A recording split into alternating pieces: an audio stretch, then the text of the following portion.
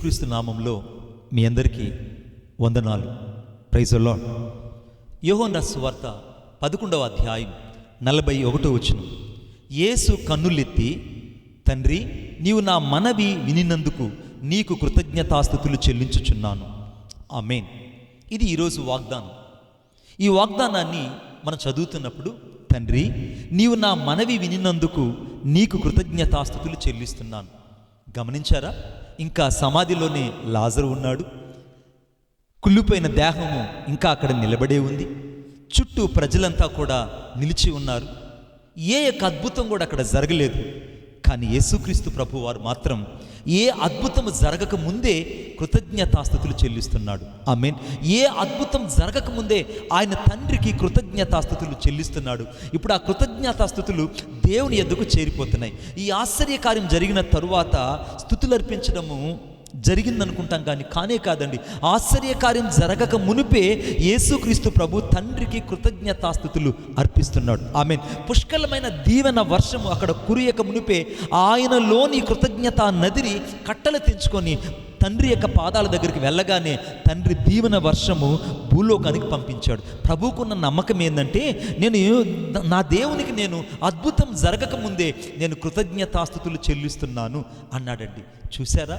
నీ జీవితంలో ఈరోజు దేని కొరకైతే నువ్వు ఎదురు చూస్తున్నావో, ఏ అద్భుతం కొరకైతే ఎదురు చూస్తున్నావో, అది జరగక మునిపే నువ్వు తండ్రికి కృతజ్ఞతాస్తుతులు చెల్లించు. నీ జీవితంలో ఆశ్చర్యాన్ని చూస్తావు. నీ తండ్రికి నీవు కృతజ్ఞతాస్తుతులు చెల్లించు. ఒక అద్భుతాన్ని నువ్వు చూడబోతున్నావు. ఎవరన్నా సైనికులు యుద్ధ రంగానికి వెళ్తే జైబేర్లు మోగిస్తారు, లేదా గొప్ప గొప్ప ఆ యొక్క బూరలు పట్టుకొని ఊదుతారు. కానీ ఎవరైనా ప్రార్థనకు జవాబు రాక ముందుగానే, అనగా జవాబు రాకుండా మునిపే వారు కృతజ్ఞతాస్తుతులు చెల్లించడం అంటే చాలా కష్టం. అవును కదా? ఎగ్జామ్ రాయాలి, పాస్ అవ్వాలి, రిజల్ట్ రావాలి, మార్కులు చూసుకోవాలి. పక్కింటి వాడి కంటే ఎక్కువ మార్కులు వస్తేనే వీడు స్తుతి కూటం పెడతాడు.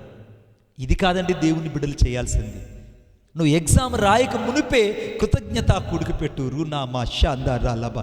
ఎగ్జామ్ రాయక మునిపే నువ్వు కృతజ్ఞతాస్తుతులు చెల్లించుడు. ఇది అసాధారణమైనది. ఎందుకంటే యేసుక్రీస్తు ప్రభువు తన యొక్క ప్రార్థనలో అసాధారణమైనది అనగా తెచ్చిపెట్టుకున్నది ఏమీ లేదు. కానీ అద్భుతాలు జరగాలి అనంటే స్తుతి అన్నది అన్నిటికంటే బలమైన సాధనం.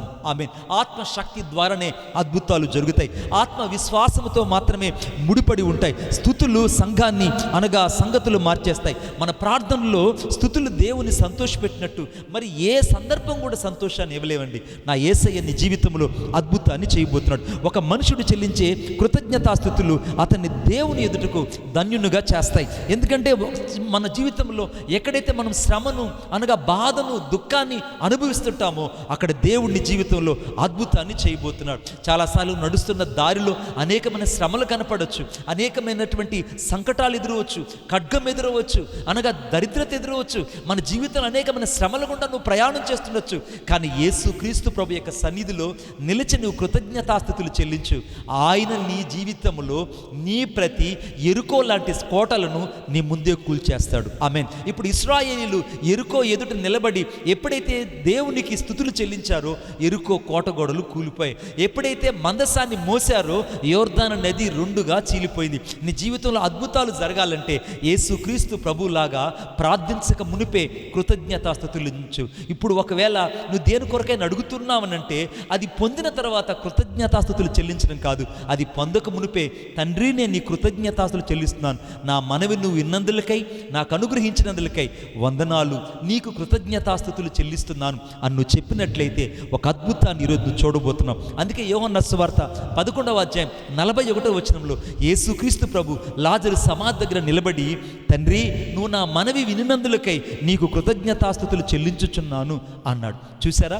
మనవి వినినందుకు అంటే ఇంకా అద్భుతం జరగలేదు, సమాధుల్లో నుంచి లాజరు బయటకు రాలేదు, ప్రేత వస్త్రాలు విప్పబడలేదు, మనుషులు చూసి అమ్మో లాజరు బయటకు వచ్చాడని చెప్పక మునిపే తండ్రికి కృతజ్ఞతాస్తుతులు చెల్లించాడంటే ఎంత విశ్వాసం యేసుక్రీస్తు ప్రభువుకు ఉందో ఆలోచించండి.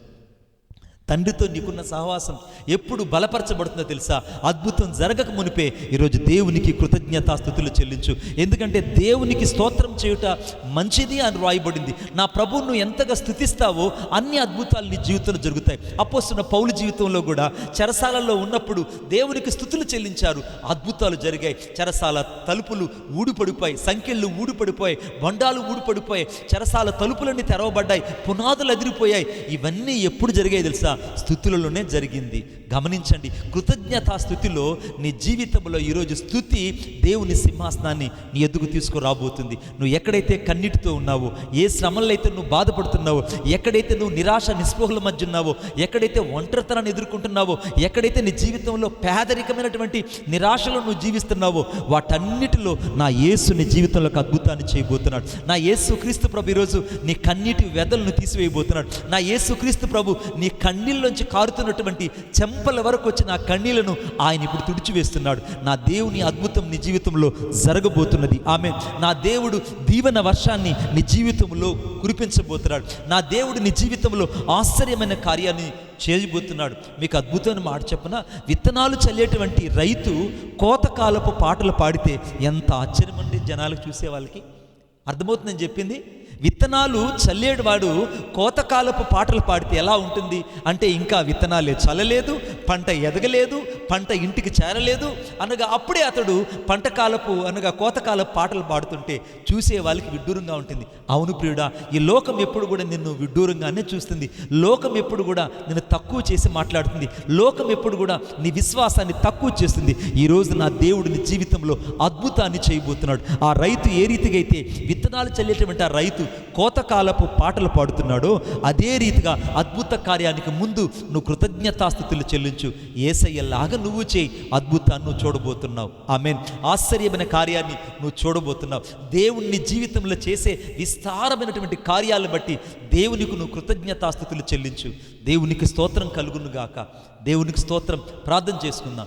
ప్రేమగల మా తండ్రి, నీకు వందనాలు చెల్లిస్తున్నాను. ఈ సమయంలో మీరు మా జీవితాలలో అద్భుతం చేసినందుకే వందనాలు ప్రభువా. మా జీవితం అనగా ఈ యొక్క నెలకంతటికి సరిపోయేంత ఆశీర్వాదాన్ని నాకు నువ్వు అనుగ్రహించినందుకే స్తోత్రాలు. నా అవసరతలన్నీ తీరిపోయేంత, అక్కర్లన్నీ తీరిపోయేంత ఆశీర్వాదపు దీవెనలన్నీ నా జీవితంలో కుమ్మరించినందుకై మీకు కృతజ్ఞతాస్తుతులు చెల్లిస్తున్నాను. ప్రతి సమస్యను మీరు తీసివేసినందుకై కృతజ్ఞతాస్తుతులు. ప్రతి పరిస్థితిని మీరు చక్కబెట్టినందుకై కృతజ్ఞతాస్తుతులు. ప్రతి ఇరుకులో విశాలతను కలుగు చేసినందుకై కృతజ్ఞతాస్తుతులు. నా జీవితంలో లేని వాటిని ఉన్నట్టుగా పిలిచినందుకై కృతజ్ఞతాస్తుతులు. ప్రతి విషయంలో నీ కృతజ్ఞతాస్తుతులు చెల్లిస్తున్నాను.